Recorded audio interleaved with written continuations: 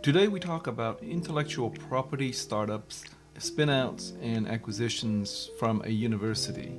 So you will learn how to identify valuable IP in expanding business ventures, avoid legal and technological hurdles in expanding business ventures, address IP considerations in acquiring new businesses running on new tech, address IP consideration in running new businesses based on a new technology, and also in spinning off new businesses running on the new technology. First, you have the technology development. It can start with a university research that's funded through various government grants costing millions of dollars, or it can just simply be a student team that develops some new technology on their own and they're under obligation to assign to the universities. So once you have the technology development, then the next phases for commercializing it could include the strategy to commercialize, the diligence, the negotiation, the agreement, the integration and maintenance, and ultimately how the university exits and make the money. So let's talk about a strategy phase. A business strategy sets a strategy to source technology from a seller, such as a university. The university markets its technology to buyers, and the business entity identifies the technology or a partner to target. Both the business entity and the university should have a preliminary indication of the value of the technology of this phase. That's one way of doing that. Now, the other more common way is that the team who developed the original technology actually approaches the university to spin off the technology, typically by way of a patent license. And that's the more common approach. During the diligence phase, a business entity engages in the due diligence of the assets. Diligence will be directed to the technology itself. It might be also directed to the financial aspects, such as the market potential, business plan, etc. And also, it may involve the royalties on the patents, or alternatively, if the university permits it, what is the purchase price and the terms of the purchase of the IP from the university. Next, we go into the negotiation phase, where the parties negotiate the major terms. The parties can enter into what is called a letter of intent, or LOI, setting out the major terms and exclusivity. And a more detailed term sheet may be negotiated later.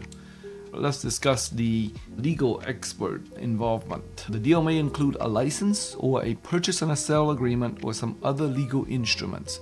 The deal may also include sub-agreements such as know-how transfer, technical support, or other consulting services from the university. So this part requires lawyer support. After the agreement phase, the next phase is the integration phase. And the technology is acquired or integrated by the buyer. So basically, the technology will be transferred to the buyer. There might have a few limited durations where the buyer will consult with the researcher at the university for getting the technology implemented and running by the buyer. And so this phase tends to be short, 3 to 6 months. Next, there's a maintenance phase where there might be an ongoing license agreement between the seller or the university and the buyer or the business.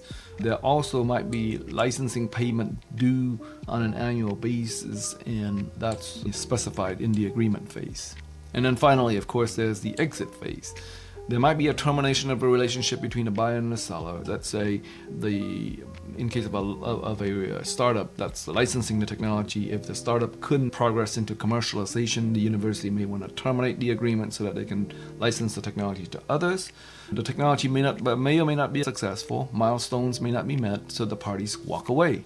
Or in the good scenario, the technology is so successful that the license is converted into a purchase or sale of the technology to the company. This concludes the exit for the university. So in short, the various phases of a university and a company that's licensing the technology would include technology development at a university, then the strategy of the university to license and find licensees. Then there's a due diligence period between the licensee and the university to identify the market opportunity for the technology and also the terms that may be negotiated. So that then goes into the negotiation of the terms of the phase, and then ultimately get into a legal agreement where lawyers may get involved. The technology after that is then integrated into a business or a commercial opportunity, and then there's ongoing opportunity either in terms of royalty payment or maintenance of the technology. And then finally the university exits, and this exit could be in the form of a purchase of the technology, a one-time lump sum payment, or some sort of a resolution of that technology that was licensed. So that's the typical life cycle of technology transfer from the university to a business. If you have any questions, please feel free to visit patentpc.com. We look forward to helping you.